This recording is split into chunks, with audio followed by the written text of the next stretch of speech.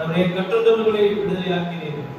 அவரை ஸ்தோத்திரம். அவரை தாவீது சொல்வதை போல கர்த்தரை நான் எக்காலத்திலும் ஸ்தோத்திரிப்பேன். துதி எப்போதும் என் வாயில் இருக்கும் என்ற வாக்குத்தத்தத்தை நாங்கள் உயர்த்தி பிடித்து ஆண்டவரே ஜீவனுள்ள நாளெல்லாம் ஆண்டவரே உம்மை ஆராதித்து துதித்து ஆண்டவரே உம்முடைய நாமத்தை மகிமைப்படுத்துகிற ஆண்டவரே சிறு கூட்டமாகி எங்களை தேர்ந்தெடுத்து தயவுக்காய் கிருபைக்காய் நன்றி ஆண்டவரே.